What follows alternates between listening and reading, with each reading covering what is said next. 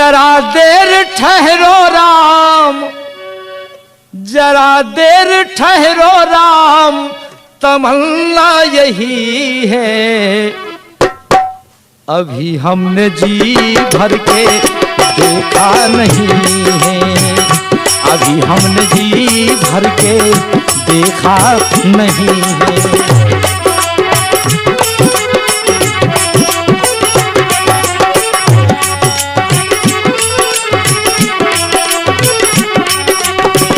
जरा देर ठहरो राम हो, जरा देर ठहरो राम, तमन्ना यही है। अभी हमने जी भर के देखा नहीं है, अभी हमने जी भर के देखा नहीं है।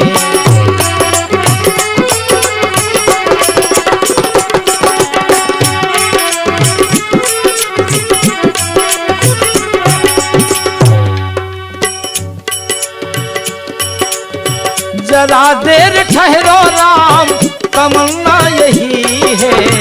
अभी हमने जी भर के देखा नहीं है, अभी हमने जी भर के देखा नहीं। बाबा गोस्वामी तुलसीदास जी को प्रभु के दर्शन इसी चित्रकूट में हुए। तो कहने का तात्पर्य यह है कि कामद गिरिभय राम प्रसादा, प्रभु की ऐसी कृपा। और प्रेमियों, आज प्रभु का ही प्रसाद कामता नाथ जी बांट रहे हैं, जो कि कामना नाथ में जाने से, चित्रकूट में जाने से होता क्या है, वहां पर भक्ति मिलती, और उसी भक्ति का प्रसाद यहां बाबा तुलसीदास जी भी बांट रहे हैं। कैसे कि शंभु प्रसाद सुमत ही ये हुलसी,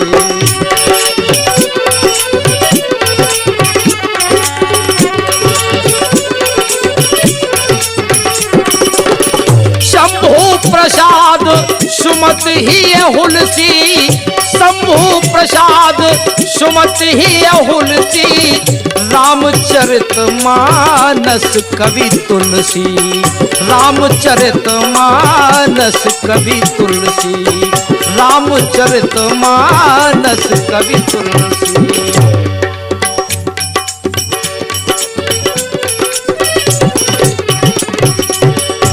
तो बंधुओं, जिस तरह बाबा गोस्वामी जी यह राम भक्ति बांट रहे हैं, इसी प्रकार कामदा नाथ जी भी यह भक्ति बांट रहे हैं, राम भक्ति बांट रहे हैं। और जो राम की भक्ति को लेने के लिए जाता है, अरे आज तो हम आप जाते हैं परिक्रमा लगाने के लिए, लेकिन परिक्रमा का महत्व नहीं समझते। अरे जिन कामदा नाथ के चरणों में हम जाकर के और फिर विचार करें कि यहाँ धूल है, यहाँ ना बैठे, कपड़े गंदे हो जाएंगे, तो भाई बड़ी समस्या बनेगी। एक बार बाबा तुलसी जी जा रहे थे परिक्रमा लगाने, इतने में वैसे जाति के तो ये मुस्लिम हैं, लेकिन उनका धर्म देखिए आप, कितना सुंदर धर्म है। रहीम खान जी मिल गए। रहीम खान बोले, बाबा आप कहाँ जा रहे हैं? तुलसीदास जी कहने लगे कि हम तो परिक्रमा के लिए जा रहे हैं। कहा रहीम, कहने लगे रहीम जी कि चलो हम भी साथ चलते हैं, क्योंकि रहीम खान को भी प्रभु से मतलब था। यह नहीं था कि राम की भक्ति नहीं करते, ये भी नहीं था कि राम की भक्ति उन्होंने की अथवा ना की, लेकिन चलने लगे, दोनों परिक्रमा लगाने के लिए चल दिए। तो देखते हैं कि रास्ते में एक राजा हाथी को दंड दे रहा है, यानी हाथी को मार रहा है। बाबा तुलसी ने पूछा कि हाथी को राजा इस स्थान पे खड़ा करके इतनी ताड़ना क्यों दे रहा है, इसे दंड दे रहा है, आखिर इस पर अपराध क्या हुआ है? तो रहीम खान कहने लगे, यह राजा मंद बुद्धि का है, हो सकता है हाथी स्वभाव बस, क्योंकि हाथी जब चलता है तो आप लोग देखते होंगे, विचार कीजिए, आप देखते होंगे कि अपनी सूंड से धूल को उठा करके अपने शरीर पर डालता जाता है। रहीम खान जी कहने लगे कि राजा के कपड़े इतने सुंदर हैं, इतने सुंदर कपड़े पहने हुए हैं, इससे हो सकता है इस हाथी ने राजा के ऊपर धूल डाल दिया हो। तो राजा रुष्ट हो गए, इसलिए ताड़ना दे रहा है। तो बाबा तुलसी ने कहा कि रहीम जी आप यह भी बतलाइए कि हाथी ये धूल क्यों उड़ाता है, और धूल उठा करके पृथ्वी से अपने शरीर पर क्यों डालता है? बाबा तुलसी ने प्रश्न किया तो रहीम कवि कहने लगे कि तुलसी, धूल उड़ावत गज फिरत, धूल उड़ावत गज फिरत, कहूं रहीम के ही काज। रहीम जी ने कहा कि बाबा तुलसी, इसलिए हो सकता है कि धूल उड़ाता है हमारी समझ से, इसलिए धूल उड़ाता है कि धूल उड़ावत गज फिरत, कहूं रहीम के ही काज। और जे रजते मुनि पत्नी तरी, सोई ढूंढत गजराज। अरे जिस रज से मुनि पत्नी अहिल्या तर गई हो, ये हाथी भी धूल खोज रहा है कि हो सकता है कहीं चित्रकूट की पावन पवित्र भूमि जहां भगवान श्री राम 12 वर्षों तक रहे, वो धूल मुझे मिल जाए और मेरे शरीर पर लग जाए तो मैं भी धन्य धन्य हो जाऊंगा, मैं कृतार्थ हो जाऊंगा। ऐसे चित्रकूट की धूल की महिमा। और हम आप गए जब तक कुछ बिछाने को नहीं मिलता, कुछ बैठने को नहीं मिलता, तो बैठते नहीं है, खड़े हो जाते हैं। अरे चित्रकूट की राम रज, अरे परिक्रमा की धूल, ए उड़ उड़ परत शरीर पर, पाप हो ये सब दूर। क्योंकि धर्म प्रेमी बंधुओं, मेरे भाइयों, चित्रकूट ऐसा स्थान है, आप कहीं नहीं जाएंगे, मन को एकाग्र करने वाला, मनोकामना पूर्ति करने वाला स्थान है।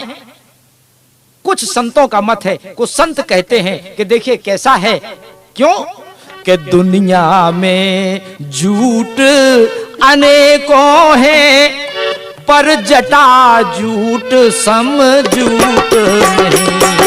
दुनिया में झूठ अनेकों हैं, पर जटा झूठ सम झूठ नहीं।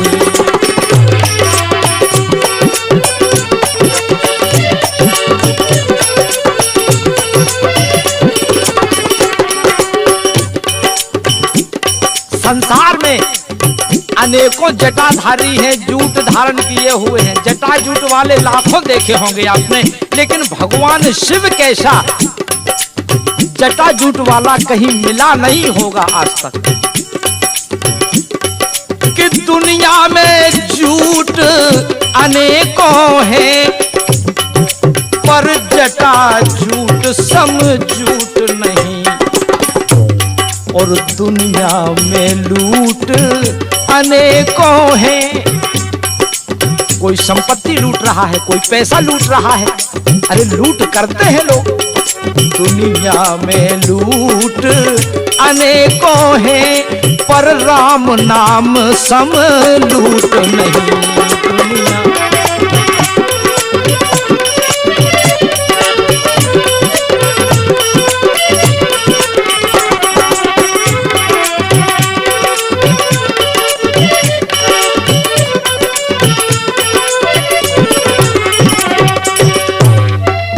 दुनिया में फूट अनेकों हैं, पर भाई भाई सम फूट नहीं।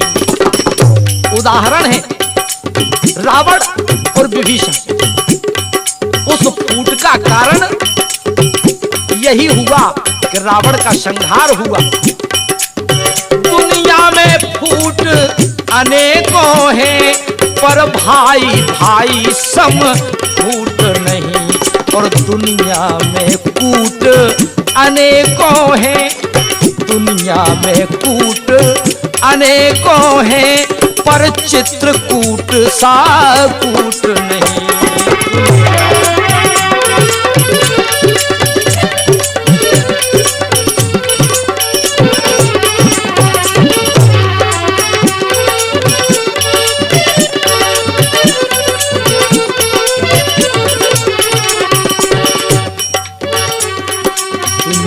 में लूट अनेकों हैं, पर राम नाम सम लूट नहीं। बंधुओं, इस संसार में महत्व किसका है? बोले भगवान शिव की जटाओं के समान संसार में जटा है नहीं। और लूट समाज में, क्योंकि एक बात और है, चित्रकूट में जिस समय भगवान श्री राम पहुंचे तो उस समय वहां के जो आदिवासी थे, कोल भील, इनका पहले क्या नियम था, इनकी दिनचर्या कैसे बीतती थी। इधर उधर से चोरी करना, छीना झपटी करना, इस प्रकार अपने उधर का पालन पोषण करते थे। क्योंकि वहां के वासियों ने स्पष्ट कह दिया है, वहां के वासियों ने स्पष्ट कहा है कि नाथ हमार यही शिवकाई, लेहना बासन बसन चुराए, लेहना बासन बसन चुराए।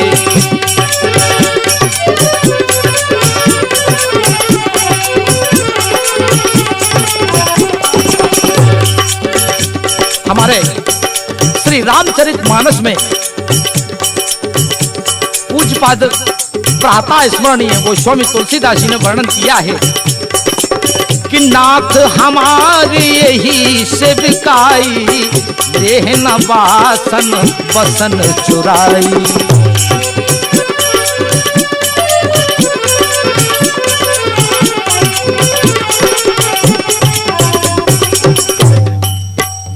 हमारी सेवा यही है कि अब हम आपके आभूषण वस्त्र इन्हें नहीं चुरा रहे हैं।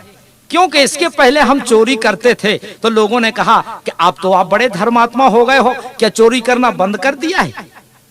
तुम लोगों ने चोरी करना बंद किया है तो आप ये जानते हैं कि व्यक्ति की प्रकृति के साथ प्रवृत्ति जाती है। जिसकी जैसी प्रकृति होती है उसकी जैसी प्रवृत्ति होती है।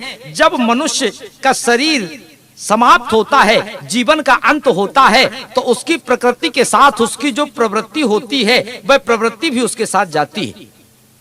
कहा कि तुम्हारी तो चोरी करने की प्रवृत्ति है, फिर चोरी करना क्यों छोड़ दिया है, झूठ बोल रहे हो।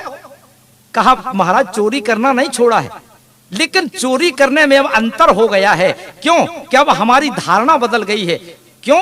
कि मतलब पहले हम लूट करते थे, संसार की संपत्ति की लूट करते थे, लेकिन अब हमने संतों के मुखारविंद से सुना है कि दुनिया में फूट अनेकों हैं पर भाई भाई सम फूट नहीं।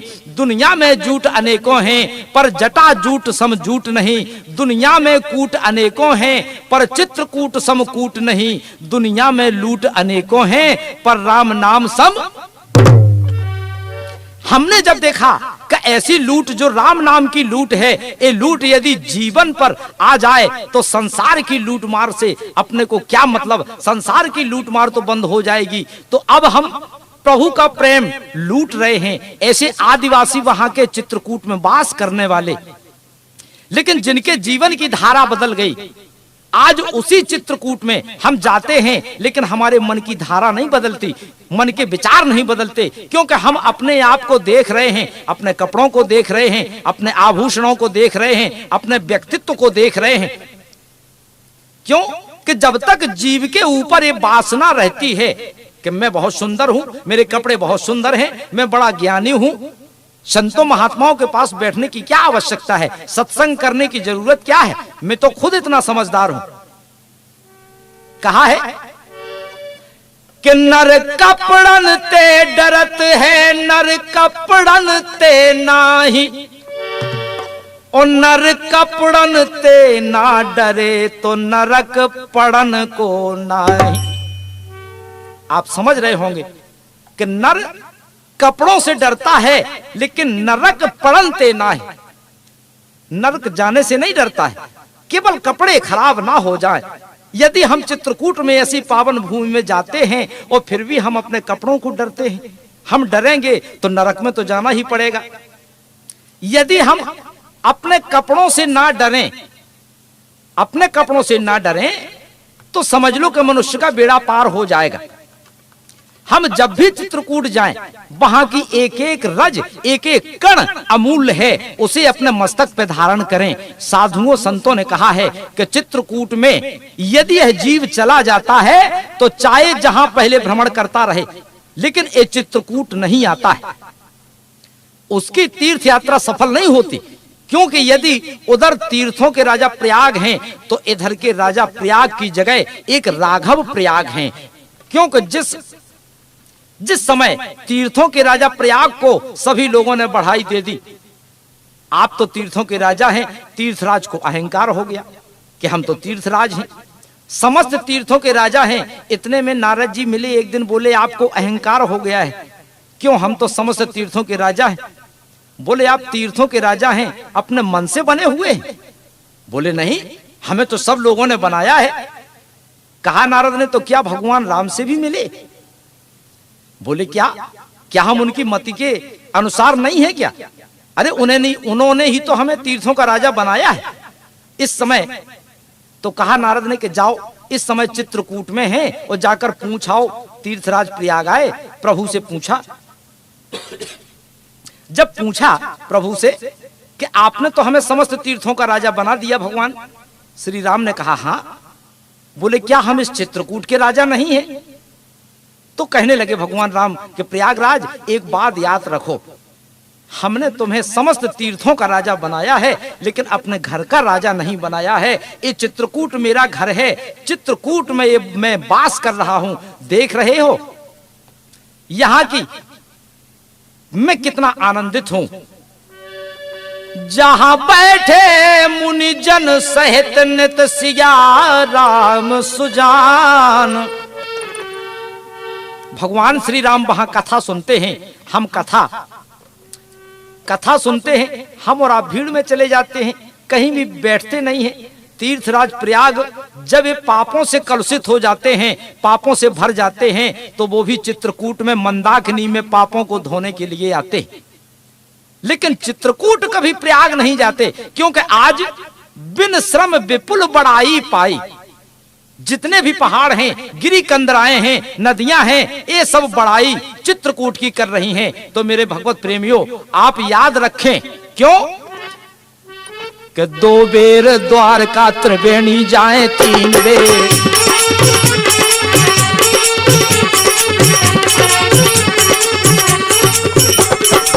2 बेर द्वारका त्रिवेणी जाए 3 बेर।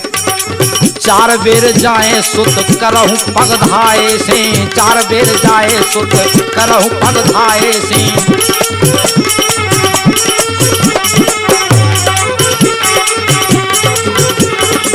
5 बेर गया नाथ 6 बेर नेमिषार। 5 बेर गया नाथ 6 बेर नेमिषार। 7 बेर जाए गंग अंग हूँ नहाए से। 7 बेर जाए गंग अंग हूँ नहाए से।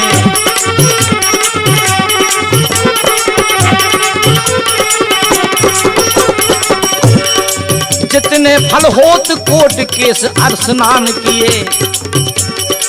जितने फल होत कोट केस स्नान किए। उतने फल होत श्री चित्रकूट आए से।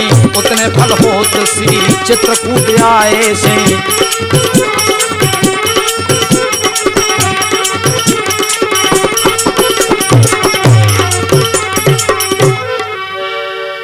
जितने फल समस्त तीर्थों में वास करने से होता है। आप कई बार अनेक तीर्थों में चले जाएं, लेकिन ये चित्रकूट नहीं आते, तो आपका तीर्थ यात्रा करना सफल नहीं होगा। जितने बार तीर्थों में जाने से फल प्राप्त होता है, उतने फल यदि हम एक बार चित्रकूट जाते हैं तो उतना फल हमें प्राप्त हो जाता है। चित्रकूट में भगवान श्री राम, संतों का मत है कि 12 वर्ष तक रहे। एक दिन की घटना है कि भगवान श्री राम चित्रकूट में बैठे हुए हैं। कहा? फट एक शिला। ये देवताओं की नारियां, समस्त देवता आते हैं और प्रभु का दर्शन करते हैं, पुनः चले जाते हैं। देवलोक में बड़ा प्रचार था कि आजकल तो भगवान चित्रकूट में निवास कर रहे हैं। बाबा गोस्वामी जी कहते हैं कि चित्रकूट रघुनंदन छाए। चित्रकूट रघुनंदन छाए।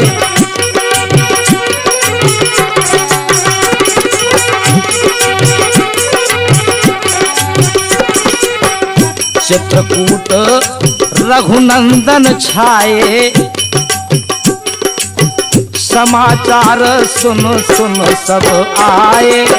समाचार सुन सुन सब आए।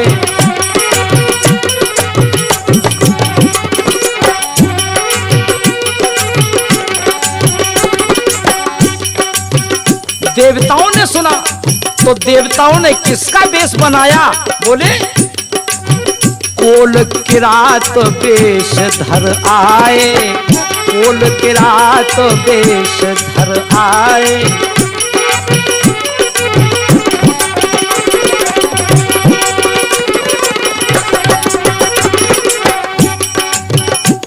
भक्तों का भगवान के दर्शन करने के लिए अब तांता लगा हुआ है।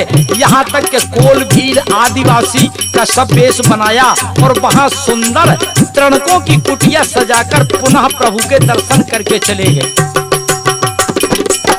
तो भगवान श्री राम की प्रशंसा देवताओं के राजा इंद्र के पुत्र जयंत ने सुनी।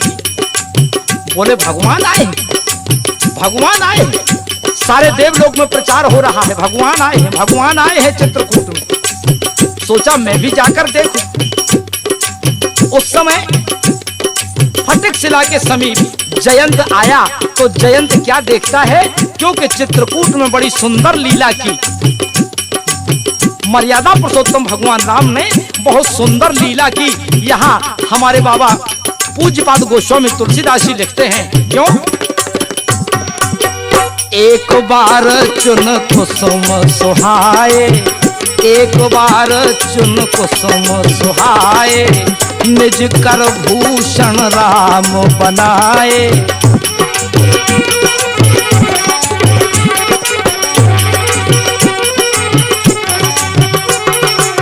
सीत ही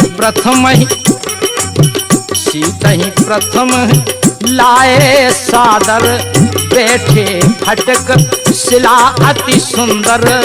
एक बार चुन कुसुम सुहाए, निज कर भूषण राम बनाए।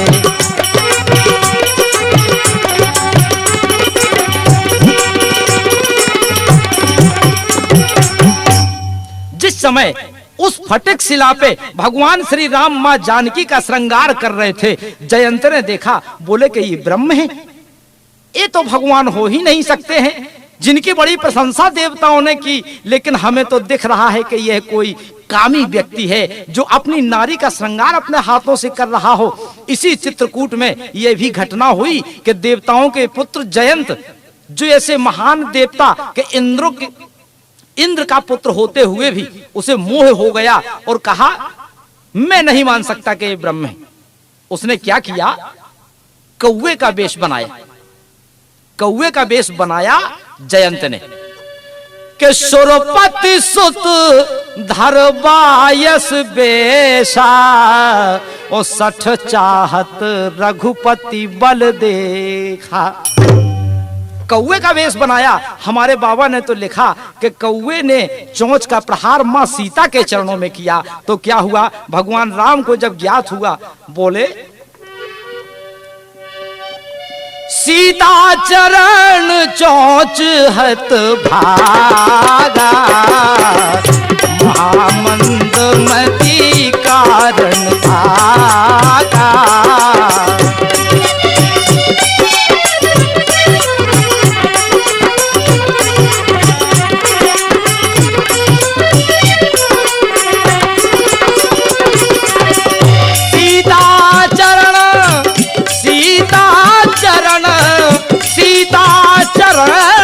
चोंच हत भागा, महामंद मति कारण भागा।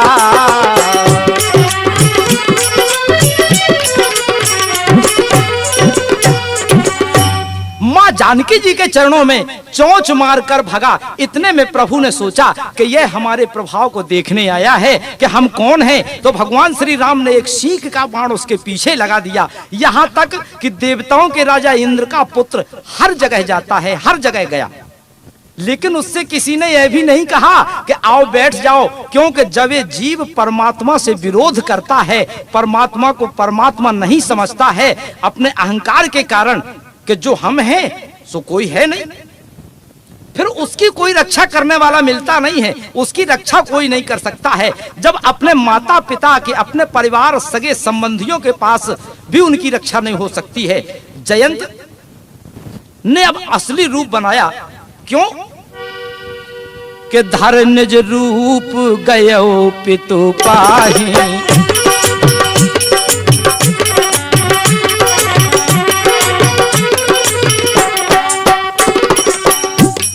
अपना असली रूप बनाया, पिता के पास गया, बोले पिताजी रक्षा कीजिए, रक्षा कीजिए। बोले क्या बात है? जयंत ने कहा वो देखिए सिंह का बाण मेरे पीछे लगा हुआ है।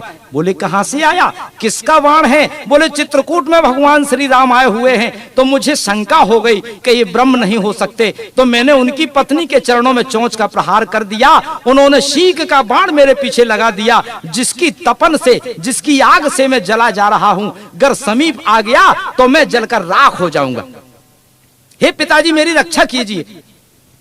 चलो, लेकिन पिताजी ने कह दिया कि चल हट यहां से निकल। जब तू भगवान का दुश्मन है तो तेरी सहायता कोई नहीं कर सकता है, तुझे कोई नहीं बचा सकता है। क्यों?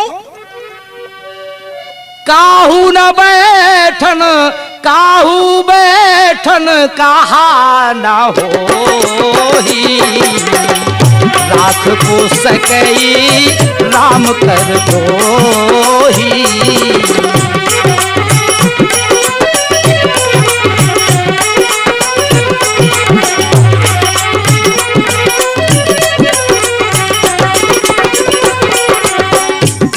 इतने में कौन मिले?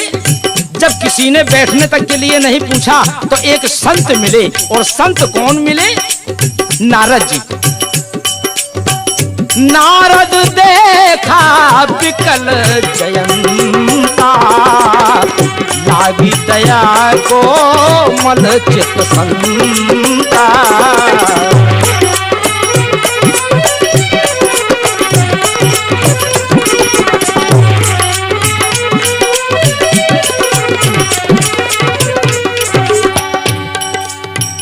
देवर्षि नारद ने देखा, नारद जी को कहा गया है संत, संत नहीं संता नारद जी को कहा गया है। जरा इस पर भी थोड़ा विचार करें प्रेमियों। रामचरितमानस में कुछ ऐसे स्थान हैं जहां बाबा की लेखनी ने संत की जगह संता कह दिया। संता का बाबा गोस्वामी जी ने उदाहरण दिया कि मैंने सबको नहीं कहा संता। रामचरितमानस में केवल 4 जगह प्रसंग आया है। एक तो नारद जी महान संत नहीं संता है, और दूसरे अब मोहि भा भरोस हनुमंता, बिन हरि कृपा मिले नहीं संता।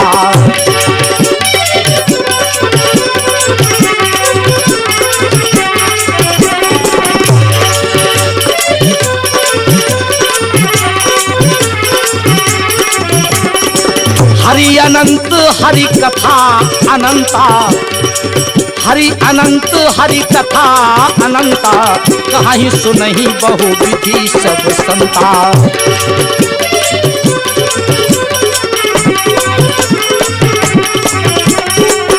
और कौन? धर्मशील ज्ञानी गुणवंता, सब सुंदर ये सुभग वे संता। बंधुओं, अपने प्रिय श्रोताओं, कन्हैया कैसेट के निर्माता दीपक सेठ का हार्दिक अभिनंदन। प्रेमियों, अभी आपने चित्रकूट महिमा का भाग 1 सुन रहे हैं। इस कैसेट का शेष भाग कैसेट नंबर 2 में सुनेंगे, जिसमें मां मंदाकिनी की उत्पत्ति, हनुमान धारा, लक्ष्मण पहाड़ी, गुप्त गोदावरी और जो भी चित्रकूट प्रांगण में स्थल पड़ते हैं उनका परिचय व महात्म क्या है, इसे आप कैसेट नंबर 2 में कन्हैया कैसेट झांसी के माध्यम से सुनेंगे। तो लीजिए अब आप सुने कैसेट नंबर 2। अपनी तरफ से हार्दिक शुभकामना। धन्यवाद।